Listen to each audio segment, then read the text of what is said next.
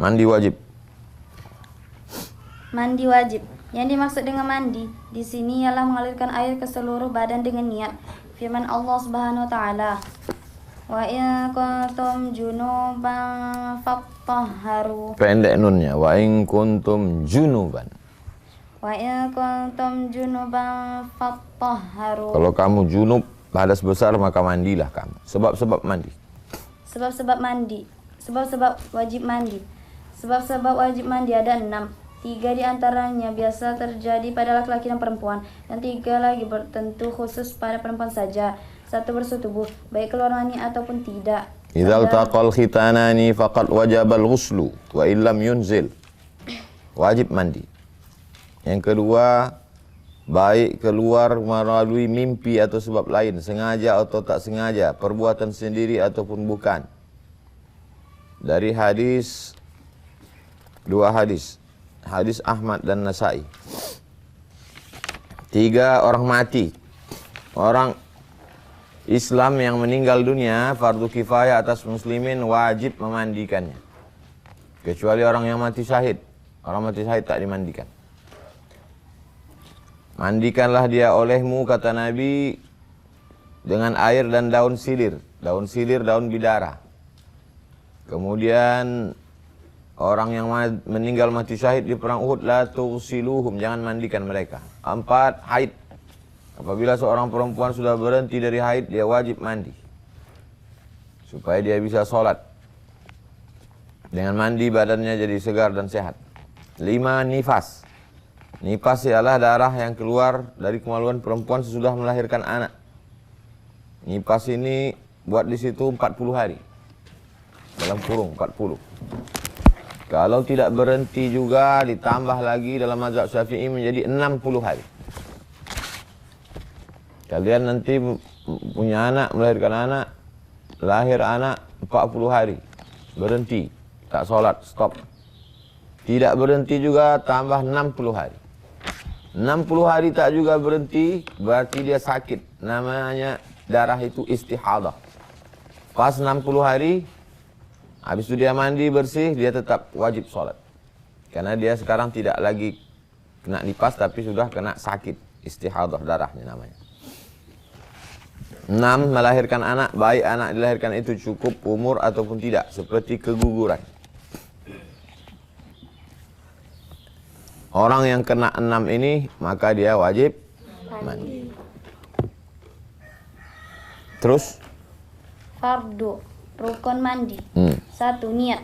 Orang yang junub hendaklah berniat menyengaja menghilangkan hadas junubnya. Perempuan yang baru habis selesai haid atau nifas hendaklah berniat menghilangkan hadas kotorannya. 2, mengalirkan air ke seluruh badan. Niat. Nawaitu raf'al hadasil akbari an jami'il badani fardu alayya lillahi ta'ala. Aku berniat menghilangkan najis hadas besar. Aku berniat menghilangkan hadas besar. Tak bisa bahasa Arab, bahasa Indonesia. Aku berniat menghilangkan hadas besar dari badanku karena Allah Ta'ala. Kalau dia di dalam kamar mandi, ada WC di situ, tak boleh nyebut nama Allah. Dalam hati aja. Waktu siraman pertama. Kalau dia tidak pakai siram, pakai shower, waktu air itu mengalir pertama. Kalau dia tidak pakai shower, mandinya di kolam renang, waktu nyemplung pertama. Pus. Situ niat. Mengalirkan air ke seluruh badan. Dibuka jam tangan. Jam tangan aja, jam dinding tak perlu. Jam tangan, cincin, gelang, buka semua. Kalau perempuan tuh pakai kutek, kuteknya mesti dicopot. Copot kutek pakai bensin, pakai thinner, pakai alkohol. Karena dia cat, tak masuk. Kalau pakai inai, masuk. Karena inai tidak menghalangi. Masuk dia ke kuku. Sunat-sunat mandi. Sunat-sunat mandi. 1, membaca bismillah pada permulaan mandi. Waktu di bismillah itulah niat dipasang. Wuduk di mana niatnya? Di mana niat wuduk? Pas membasuh muka. Waktu mengucap bismillah, air pertama ke muka. Bismillah, disitulah niat. Mandi, waktu bismillah siraman pertama. Terus. 2, berwuduk sebelum mandi. Wuduk dulu sebelum mandi. Wuduk macam wuduk semalam. 3. 3. Menggosok-gosok seluruh badan dengan Nah, ada orang mandi tak bergosok. Siram-siram, dah. Gosok. Ada orang kalau memandikan mobil, digosoknya mobil tuh. Tapi kalau dia tak gosok. 4. 4. Mendahulukan yang kanan daripada Yang kanan dulu. Menyiramnya dari bawah dulu. Jangan langsung dari kepala. Stroke di kamar mandi. Kenapa orang stroke di kamar mandi? Karena ketika air itu disiramkan ke kepala, airnya dingin. Kepala kita ini kena air dingin, terkejut dia. Maka darah dari jantung cepat-cepat menyembur untuk naik ke kepala, menghangatkan kepala. Darah ini panas. Karena darah mau cepat naik, tersumbat darah itu. Karena kolesterol, makan minyak goreng, jarang olahraga, malas makan buah, minyak, gula, darahnya kental, tersumbat pembuluh darah, stroke ringan. Keluar dari kamar mandi, mati badan sebelah. Makanya disiram dari kanan dulu. Mata kaki kanan, kaki kiri, lutut kanan, lutut kiri, paha kanan, paha kiri, pinggang, perut, ke atas, baru semua. Nah, baru semua. Kalau masuk kolam renang gitu juga Pak Ustadz, kaki dulu sikit, enggak lah. Terus. 5. Berturut-turut. Berturut-turut. Berturut-turut maksudnya basah semuanya. Jangan mandi dia, disiramnya dulu sampai lutut. Habis itu pergi pula main bola, belanja. Habis itu sambung lagi. Enggak. Berturut-turut, mualat namanya. Sama juga wudhu. Wudhu tak boleh disela dengan kegiatan lain. Basah. Rukun-rukunnya. Terus.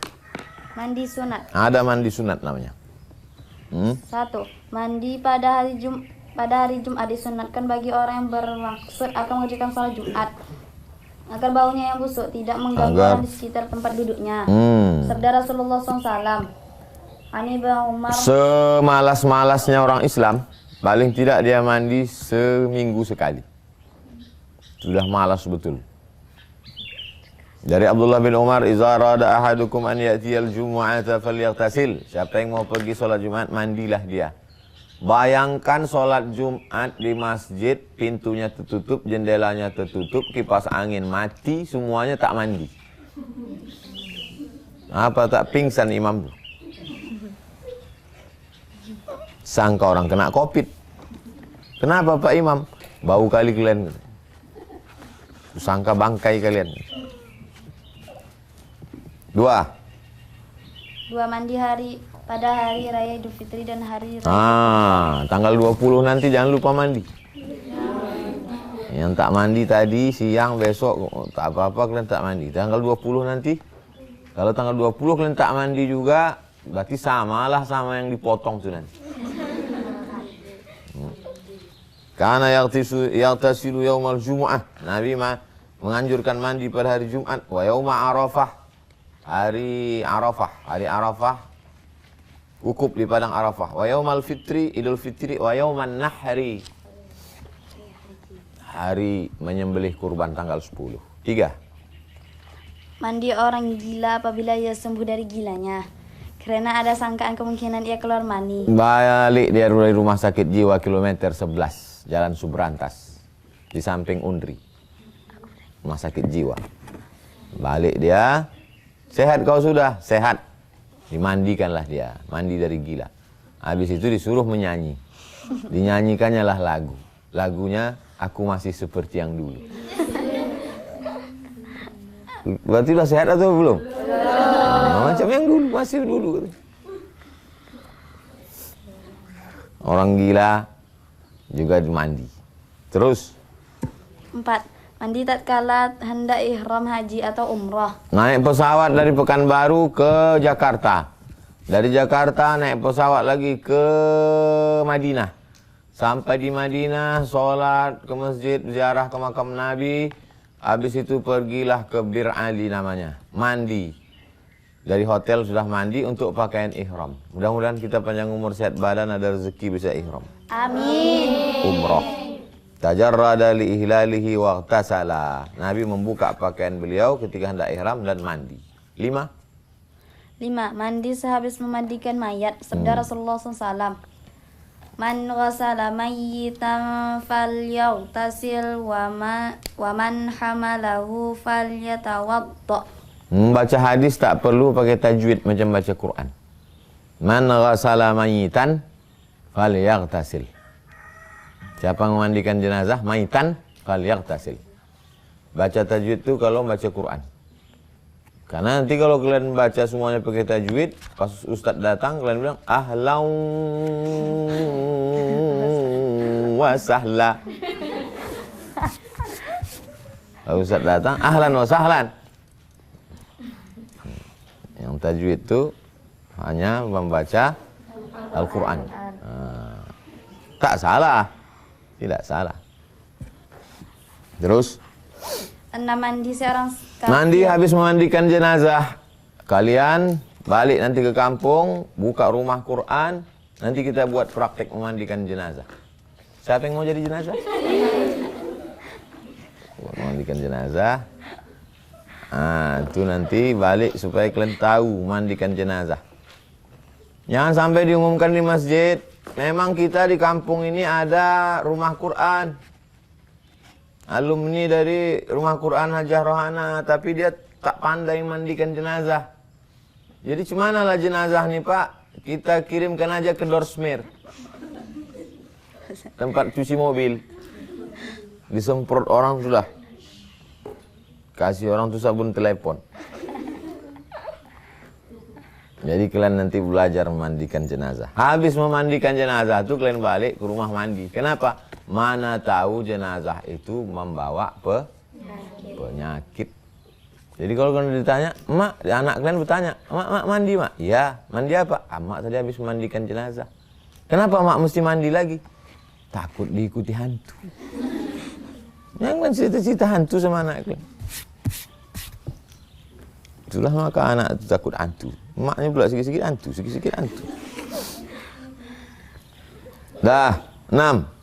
Mandi seorang kafir setelah memeluk agama Islam. Habis sholat ini kepada jamaah jangan pulang dulu, ada yang mau masuk Islam. Diislamkanlah oleh ustazah hafal Quran.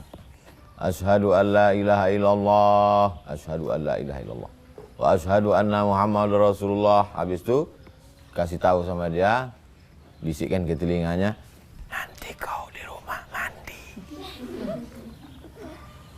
Mandi apa, Bu? Mandi masuk Islam. Tapi saya sudah mandi tadi, Bu. Mandi aja lagi. Amaran Nabi SAW an yaghtasila bima'in wa sidrin. Perintah ini menjadi sunat hukumnya, bukan wajib. Karena ada qarinah yang menunjukkan bukan wajib. Yaitu beberapa orang sahabat ketika mereka masuk Islam tak disuruh mandi.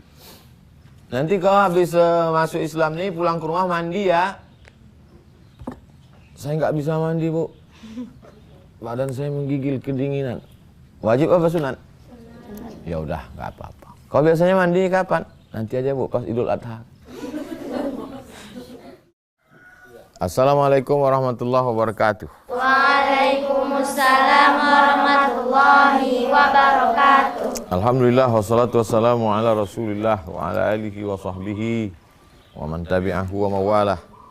Subhanaka la ilma lana illa ma 'allamtana innaka antal alimul hakim. Rabbi shrah li sadri wa yassir li amri wahlul 'uqdatam min lisani yafqahu qawli.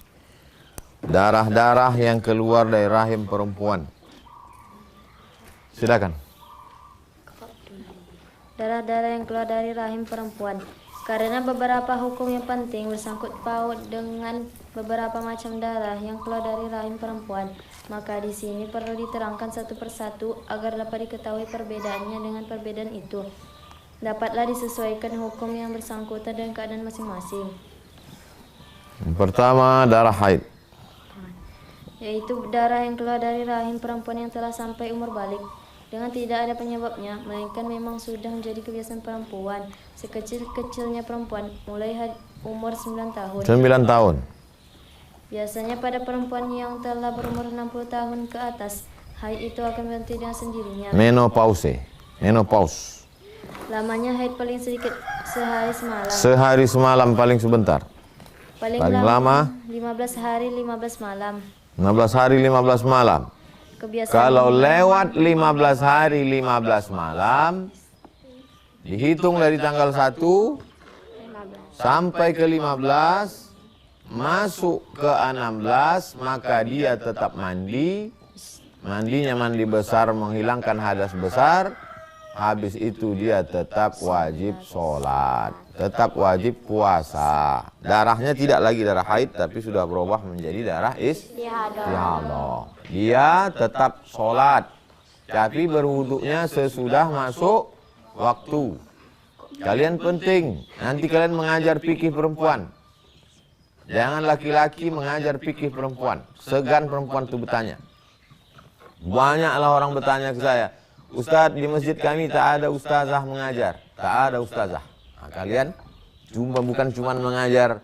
Nanti balik kampung kami mau belajar fikih bu ustazah. Aku tak bisa. Ya aku bisa nun mati berjumpa dengan kopming. Saya mau kalian jadi ustazah. Amin. Jangan sampai tak betul sholat orang di kampung gara-gara. Kebiasaannya 6 hari 6 malam atau 7 hari 7 malam. Suci antara 2 haid paling sedikit 15 hari 15 malam. Sebanyak-banyaknya tak ada batas karena ada sebagian perempuan yang hanya 1 kali haid selama hidupnya. Menurut pemeriksaan ulama yang masa dahulu, hari ini dinamakan istisqa. Terus 2 darah nifas, yaitu darah yang keluar dari rahim perempuan sesudah ia melahirkan anak. Masa nifas sedikitnya sekejap. Kebiasaannya kebanyakan perempuan keluar dari darah nifas selama 40 hari dan selama-lamanya 60 hari. Paling lama menurut mazhab Syafi'i 60 hari 60 malam. Kalau lewat 60 hari 60 malam tak berhenti, dia tetap mandi pada batas limit watas finish 60 hari 60 malam. Dihitung dari sejak anak itu lahir, 60 hari umur anak itu 2 bulan, mandi dia bersuci bersih. Lalu darah yang keluar sesudah itu disebut darah istihadah, penyakit. Dia tetap wajib sholat, wajib puasa. Terus 3 darah penyakit, yaitu darah yang keluar dari rahim perempuan karena sesuatu penyakit, bukan di waktu haid atau nifas. Perempuan yang sedang berdarah penyakit itu wajib sholat dan tetap pula mengajukan ibadat yang lain, sebagaimana yang diwajibkan bagi orang yang berpenyakit lainnya. Dari itu, hendaklah ia dapat membedakan darah penyakit dengan darah haid. Sebab kalau darah itu darah haid, ia tidak boleh sholat atau berpuasa, serta mengajarkan ibadat lain. 7 tak boleh. Tak boleh megang Quran, tak boleh bawa Quran, tak boleh baca Quran, tak boleh sholat, tak boleh puasa, tak boleh iktikaf, tak boleh tawaf, tak boleh berada dalam masjid. Terus darah penyakit, hendaklah dia dapat membedakan. Jadi tidak boleh sholat, tak boleh. Tapi kalau darah itu darah penyakit, wajib dia sholat. Bagaimana cara membedakannya? Kalau haid lewat 15 hari. Kalau dia melahirkan anak lewat 60 hari. Maka perempuan yang berdarah penyakit adalah mengerjakan sebagai berikut. Kalau dia dapat membedakan antara 2 jenis darah itu dengan sifat-sifat darah, hendaklah dia jalankan kewajiban yang menurut keadaan sifat itu. Berarti kalau kelihatan sifat darah haid, hendaklah dia berhenti sholat. Sebaliknya jika kelihatan sifat darah penyakit, hendaklah dia mengerjakan sholat dan ibadah lain. Dari Aisyah, sungguhnya darah haid itu berwarna hitam, dikenal oleh kaum perempuan. Maka apabila ada darah semacam itu, hendaklah engkau tinggalkan sholat. Apabila keadaan darah itu tidak seperti itu, hendaklah engkau berwudu dan sholat. B. Kalau darah haid keluar sebelum dia mengeluarkan darah penyakit, tetap waktunya, umpamanya selalu di awal bulan atau di akhir bulan, maka hendaklah dia menggunakan ketentuan itu. Artinya waktu haidnya yang dahulu itu tetap pula sampai sekarang menjadi waktu haid yang biasa. Dia tak boleh sholat selain pada waktu yang dipandang sebagai waktu suci. Selama waktu yang demikian itu wajib dia sholat, puasa dan mengerjakan ibadah lainnya. C. Kalau dia tak dapat membedakan darah haid, darah penyakit atau waktu haidnya yang biasa, kacau jadwalnya, error, tak menurut waktu yang tertentu, atau dia lupa waktunya, tak dihitungnya, hendaklah masa haidnya dijadikannya sebagai kebiasaan kebanyakan perempuan. 6 atau 7 hari. Hendaklah dia meninggalkan sholat dan ibadat yang lain selama masa 7 hari 7 malam itu tiap bulan. Karena itu waktu yang terlarang. Selain dari waktu yang ditentukan dirinya dipandang suci, maka dia wajib sholat melakukan ibadah selama 23 atau 24 hari tiap bulan. Pekerjaan yang dilarang karena hadas. Hal yang dilarang karena hadas kecil. 1, baca. 1. Mengerjakan baik salat fardu ataupun salat sunat. Begitu juga sujud tilawah. Sujud tilawah. Wasjud waqtarib. Tak boleh dia sujud tilawah. Sujud syukur. Sujud syukur pun tak boleh. Hari ini kita makan ayam. Sujud syukur dia. Tak boleh. Dan khutbah Jumat. Tak boleh. Sedang berhadas besar, naik dia khutbah. Pas giliran sholat, keluar dia dari masjid. Pak Ustadz kok enggak ikut sholat? Saya berhadas besar, saya cuma mau ceramah aja. Tak bisa. 2, tawaf. Baik tawaf fardu ataupun tawaf sunat. Tak boleh tawaf dalam Masjidil Haram dalam keadaan tawaf itu sholat. Hanya saja Allah halalkan sewaktu tawaf boleh bercakap. Maka siapa yang berkata-kata, hendaklah dia tak berkata melainkan perkataan yang baik. Tawaf itu juga sholat. Maka tak boleh sholat dalam keadaan berhadas. 3, menyentuh, membawa atau mengangkat. menyentuh tak boleh. Membawa tak boleh. Mengangkat tak boleh. Quran. Kecuali dalam keadaan terpaksa menjaga supaya jangan rusak. Ada Quran sini. Datang ayam. Daripada dipijak ayam maka dia boleh mindahkan. Walaupun dia dalam keadaan berhadas. Jangan terbakar atau tenggelam. Dalam keadaan demikian mengambil Quran wajib menjaga kehormatan Quran. Sebagian ulama berpendapat bahwa tidak ada halangan bagi orang berhadas kecil untuk menyentuh Quran sebab tak ada dalil yang kuat. Sedangkan hadis di atas tidak sah menurut penyelidikan mereka atau makna zahir dalam hadis tersebut. Mereka tafsirkan suci hadas besar. Begitu juga ayat Quran yang serupa. Mereka takwilkan. Hal-hal yang dilarang karena junub, hadas besar. Tadi hadas kecil, sekarang hadas besar. Yang tak boleh. 1, sholat. Baik sholat fardu maupun sholat sunat. 2, tawaf. Baik tawaf fardu maupun tawaf sunat. 3, menyentuh, membawa, mengangkat mushaf. Keterangan ketiga larangan ini beberapa hadis yang telah tercantum dalam larangan hadas kecil.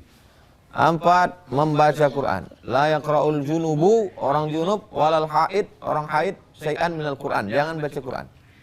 Adapun baca zikir yang tersebut dalam Quran boleh asal tidak berniat untuk baca Quran. Rabbana atina fid dunya hasanah wa fil akhirati hasanah wa qina azabannar. Ayat Quran itu kan? Boleh dibaca, tapi niatnya sebagai doa. Bismillahirrahmanirrahim wa mursaha inna rabbil ghafurur rahim wa inna ila rabbina lamunqalibun. Ayat Quran itu kan? Boleh dibaca waktu mau naik kendaraan. Karena Quran itu posisinya bukan sebagai ayat tapi sebagai doa, zikir. Sebagian ulama berpendapat bahwa orang junub tidak dilarang, tidak haram membaca Quran sebab tak ada dalil yang kuat. Sedangkan hadis tersebut menurut pendidikan mereka tidak sah. Jadi kalau ada ustazah mengatakan nggak apa-apa baca aja, berarti dia pakai pendapat yang kedua. Ada pula pendapat yang mengatakan boleh membaca dalam hati. Perempuan hafal Quran sedang halangan, boleh dia baca an zahri qalbin, diam aja dia. Jadi kalau ada nanti diam, itu berarti dia sedang mengulang Quran. Dalam hatinya, inna lil muttaqina mafaza hadaiqa wa a'naba wa kawa'imba atsraba wa ka'san dihaqa la yasma'u. Tapi diam aja. Kok kenapa diam aja dari tadi? Memikirkan apalah lauk siang ini. Pendapat yang berikutnya mengatakan boleh perempuan sedang haid itu membaca Quran putus-putus karena alasan mengajar. Ya ayyuhallazina ya ayyuhallazina amanu. Jadi kalau ada orang membaca Quran putus-putus atau membaca Quran dalam hati atau dia baca Quran, berarti dia pakai pendapat yang kedua. 5, berhenti dalam masjid. Yang dimaksud dengan sholat dalam ayat itu ialah tempat sholat yang dengan qarinah abiri sabil, karena yang dapat dilalui hanya tempat sholat. Yaitu diperbolehkan dalam ayat tersebut hanya melalui tempat sholat. Yang dimaksud dengan tempat sholat dalam ayat ini adalah masjid. Jadi berhenti atau duduk dalam masjid tak boleh. La uhillul masjida li haidin wala junub. Tidak halal masjid bagi orang haid dan orang junub. 3. Hal-hal yang dilarang karena hadas, haid, dan nifas. Baca 1. 1. Mengerjakan salat baik salat fardu ataupun salat sunnah. Idza aqbalatil haidatu, kalau haid sudah datang, fada'is shalah, tinggalkan salat. 2. Mengerjakan tawaf baik tawaf fardu ataupun tawaf sunnah. 3. Menyentuh atau membawa Al-Quran. Ya, 4. Diam di dalam masjid, adapun melewatinya boleh apabila ia tidak takut akan mengotori masjid. Tetapi kalau ia khawatir kotorannya akan jatuh di masjid, maka lewat ke dalam masjid. Ketika itu diharam.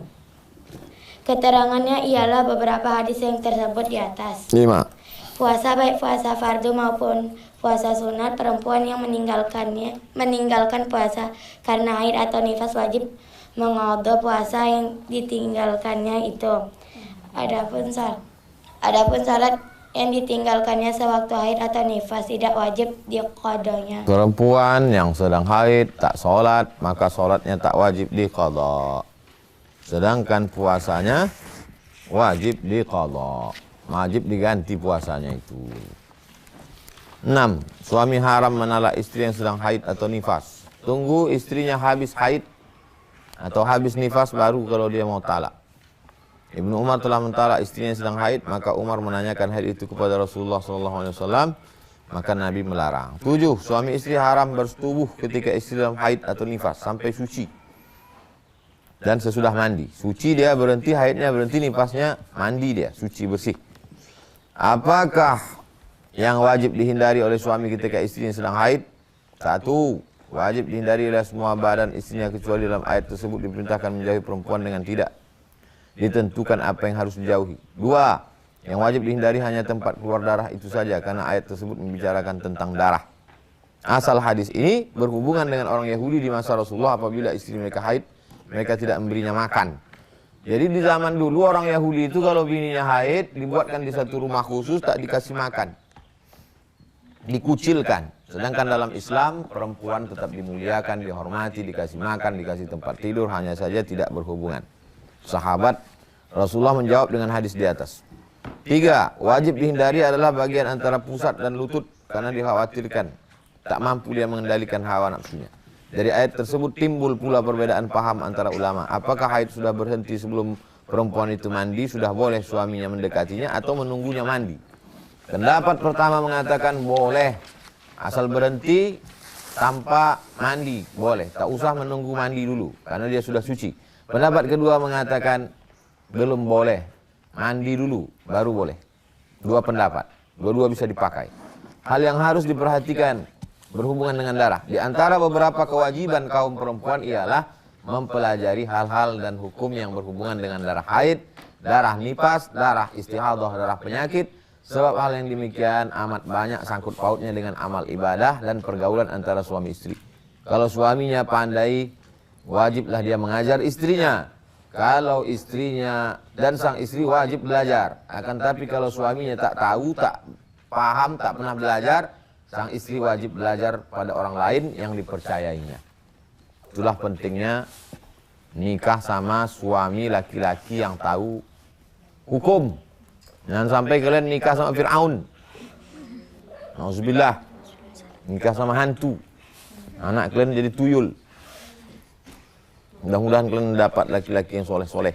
Amin. Baik-baik, tahu dia fikih. Itulah habis kaji kita masalah toharoh. Besok kita lanjutkan, baru masuk sholat. Kita tutup dengan kafaratul majlis. Subhanakallahumma bihamdika asyhadu an la ilaha illa anta astaghfiruka wa atubu ilaik.